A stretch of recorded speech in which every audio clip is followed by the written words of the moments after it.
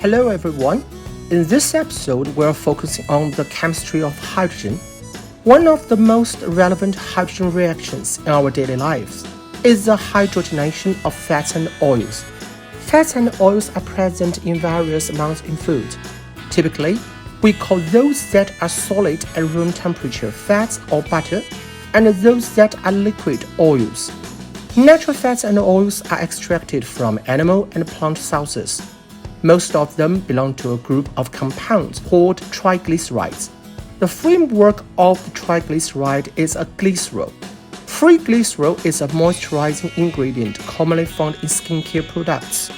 One glycerol molecule can connect to 1 to 3 organic acids, or known as fatty acids, to form a fat or oil molecule. Natural fatty acids can be broadly divided into two categories. The first one is unsaturated fatty acids. They have at least one double bond between carbon atoms in the carbon chain. If there's just one double bond, it's a monounsaturated fatty acid. If there are two or more, it's a polyunsaturated fatty acid. By comparing their chemical structures, you will notice that each additional double bond means there are two fewer hydrogen atoms. Many unsaturated fatty acids are liquid at room temperature. Triglycerides made from them also have a lower melting point. Many plant oils, such as olive oil, are famous for being rich in unsaturated triglyceride. Although they are good for human health, these oils pose challenges for large-scale transport because they are liquid and need special containers.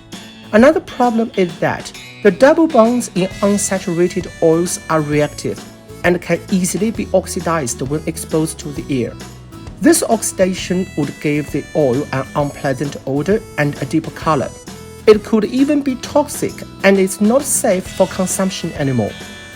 The second group of fatty acids is saturated fatty acids. They have no carbon double bonds in the molecules. Carbon atoms are connected by single bonds to form a chain.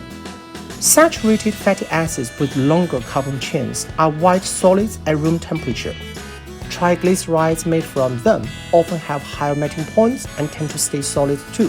They are chemically stable and can be stored for longer periods because they do not have the active double bonds. Therefore, in industry, the hydrogenation process is used to convert the unsaturated vegetable oils into stable, easily transportable saturated fats. This process involves introducing hydrogen into the double bonds with the help of catalysts like iron, cobalt, or nickel. Hydrogenated vegetable oils are common in food industry. Examples include non-dairy creamers used in milk tea and coffee, margarine made from vegetable oils, cocoa butter substitutes found in some low-cost chocolates, and the refined vegetable oil in fries and instant noodles. Some people worry that consuming hydrogenated vegetable oil could be harmful to health. Well, if the oil is fully hydrogenated, it turns into a saturated fat, while excessive long-term consumption of saturated fats can increase the risk of cardiovascular disease. Following the recommended daily intake generally does not pose a significant health risk. However, some other products, like cocoa butter substitutes or some margarines, use partially hydrogenated oils to achieve a smoother texture. This partial hydrogenation process can cause some unsaturated fatty acids to transform. They could twist from their natural cis form, where the hydrogen atoms are on the same side of the double bond, to the trans form, creating trans fats. Trans fats can place a severe burden on digestion and metabolism and are associated with notable health risks, as our digestive enzymes are not effective in processing them. When hydrogenated oils are used in food products, it's the obligation of the manufacturers to minimize the trans fat content. Additionally, many countries have regulations requiring the manufacturers to disclose the amount of trans fats on nutrition labels to keep consumers informed. The hydrogen atom has a single electron outside its nucleus. It can either lose this electron, share this electron, or gain another electron, forming hydrides with many elements. The first type of hydrides is ionic hydrides, where hydrogen gains an electron to become a negative ion. Due to the difficulty of adding an electron to hydrogen's orbit, only highly reactive metals like lithium, sodium, potassium, or calcium can form these hydrides. The reactions are hard to carry out in laboratory. For example, while sodium forms sodium hydride by heating in hydrogen gas, the produced sodium hydride forms a surface layer and stops the reaction. A practical method is cutting sodium into pieces, immersing them in high-boiling mineral oil, and introducing hydrogen gas while heating. The sodium hydride loosely deposits in the mineral oil rather than on the surface of sodium. But the sodium melts and aggregates at this temperature, halting the reaction. To solve this, you must stop heating, allowing the sodium to solidify. Then you take it out, chop it up, and restart heating to continue the reaction. The final product is a mixture of sodium hydride and mineral oil. It contains about 60% sodium hydride. Further separation is typically unnecessary due to high costs, and the mineral oil does not interfere with subsequent reactions. Ionic hydrides are extremely sensitive to water, as negative hydrogen ions are too large to stay stable in watery environments. Even with mineral oil protection, sodium hydride reacts violently with water, releasing hydrogen gas. Once used in organic reactions as a reducing agent, the solvents must be carefully dehydrated to prevent severe explosions. The hydrides of group 1 and 2 metals becomes increasingly dangerous down the group. For safety reasons, only sodium hydride, calcium hydride, and lithium hydride are mainly used in the lab. Both calcium and lithium hydride are easier and safer to process and purify than sodium hydride. The reagent is oil-free, and the purity typically exceeds 97%. Although still highly sensitive to water, adding water to lithium or calcium hydride only releases hydrogen gas and forms metal hydroxide. The heat released is insufficient to ignite the hydrogen. Hydrogen can form coordination compounds with boron and aluminum. These ionic compounds are important reducing agents in organic chemistry. Boron forms borohydrides. Most of them are white crystals or powders at room temperature. They are soluble in organic solvents such as tetrahydrofuran, and the solution can stay stable for a long period. But in water solutions, unless the conditions are highly alkaline, borohydrides will decompose, releasing hydrogen gas. Aluminum hydrides, while chemically like borohydrides, are significantly less stable. The only two aluminum hydrides that can be safely stored at room temperature are lithium and sodium aluminum hydride. Other salts, like the potassium salt, are so unstable that they can explode with minimal disturbance after prolonged storage. Even lithium aluminum hydride, known for its stability, must be handled with extreme care. Its reaction with water is explosive, burning violently with a rose-colored flame. These compounds can only be used in anhydrous organic reactions. The waste liquid cannot be poured into the sink. Ethanol is usually added to remove the unreacted residue. The reaction between transition metals and hydrogen are quite complex. The hydrides are sometimes called interstitial hydrides. They were long regarded as alloys between metals and hydrogen, as they have gray metallic appearance, are good conductors, and the ratios between metals and hydrogen are not fixed. Although modern science reveals that at least some of them satisfy the definition of a compound. Most elements from group 3 to 6, as well as elements like nickel and zinc, can directly combine with hydrogen. However, the conditions for these reactions are very demanding. Many metals only react with hydrogen when they are in the form of extremely fine powders in an oxygen-free and high-pressure environment. Due to the high production costs, the only hydrides of this kind produced on an industry scale are titanium hydride and zirconium hydrides. They are not obtained by directly combining metal and hydrogen, but by using cheaper metal oxides to react with calcium hydride in a hot hydrogen gas flow. Both hydrides are very stable at room temperature. They do not react with water or air, but they react vigorously with strong oxidizing agent like nitric acid. At high temperatures, they will decompose, releasing hydrogen gas and leaving behind fine metal powders. They are used as solid hydrogen storage materials or as sources of metals in the ceramic industry. The platinum group element, except for ruthenium and osmium, can absorb large amounts of hydrogen at room temperature.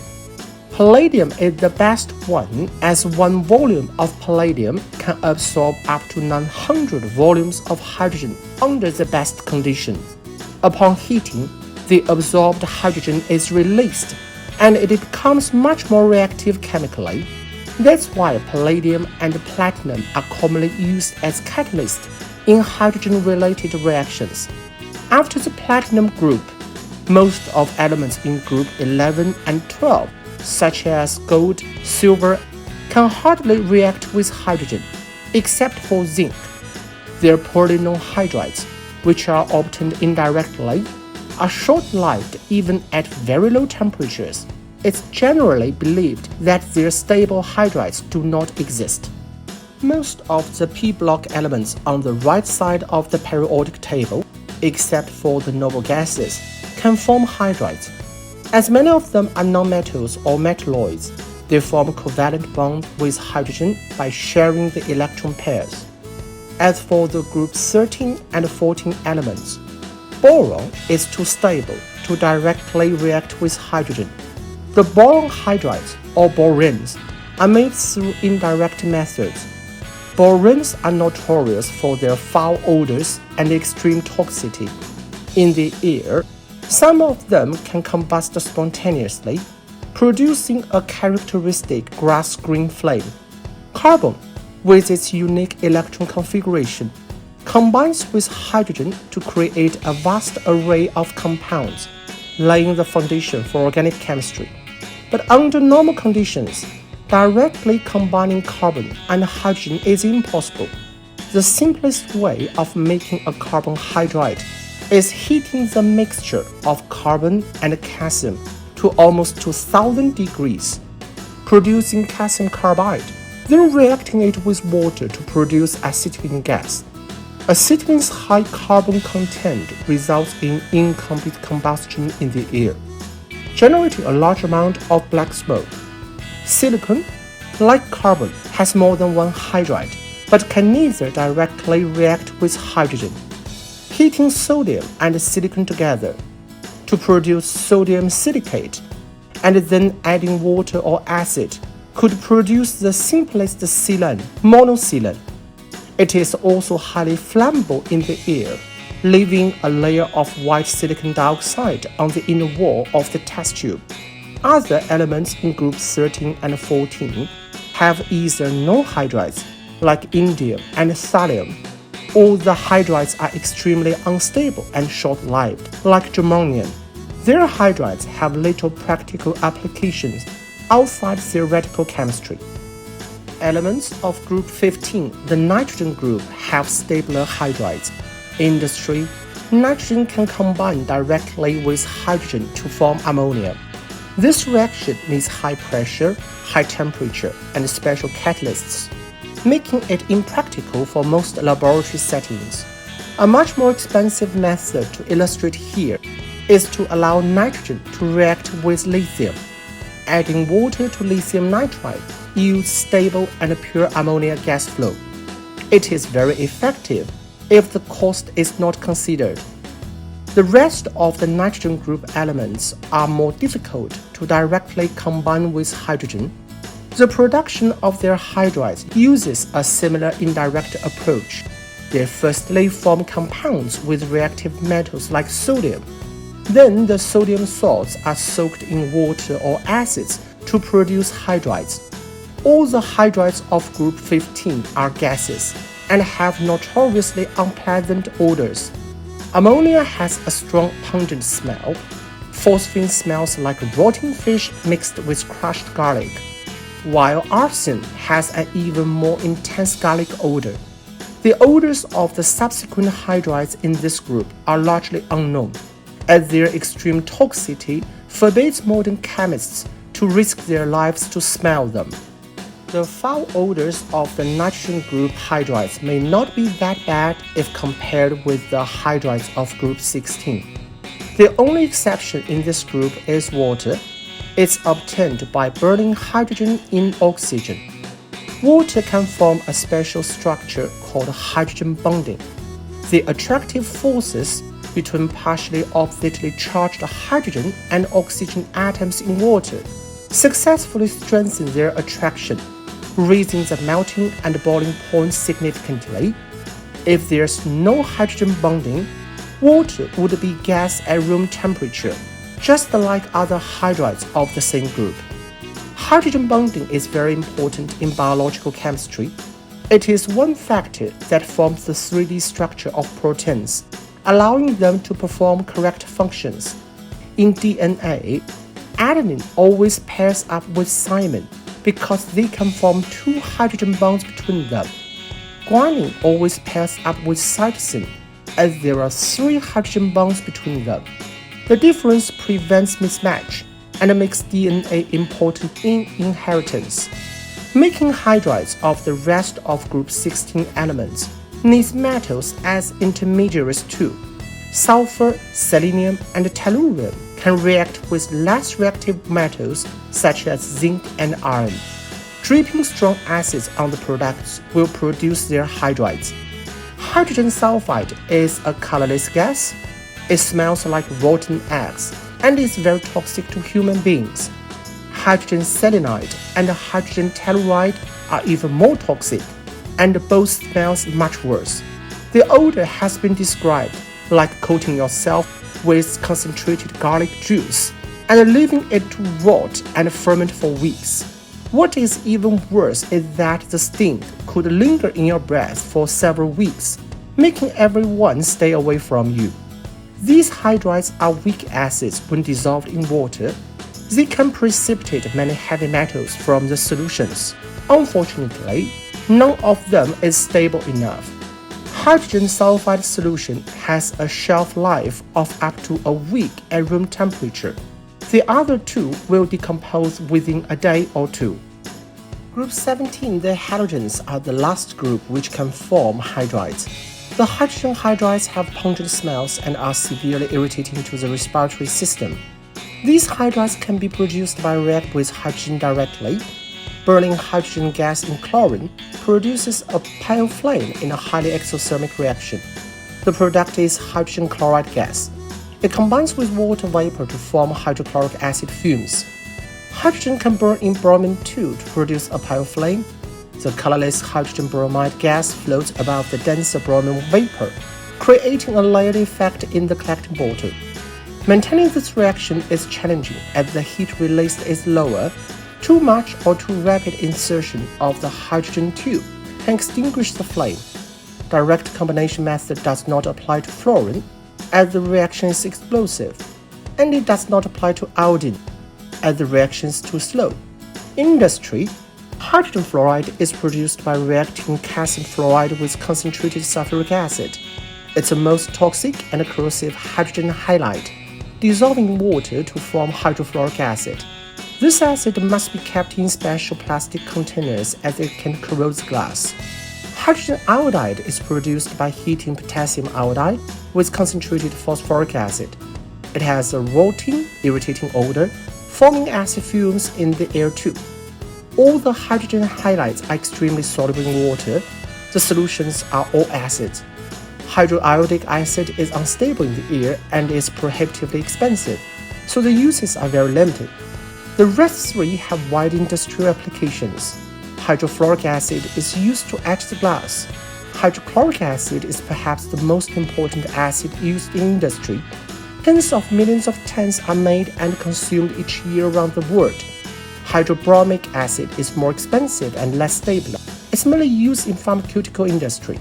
Well, we've covered an extensive overview of the chemistry of hydrogen. Stay tuned for our next episode. where we'll focus on the next element of Group 1, element number 3, lithium. Stay curious and see you next time.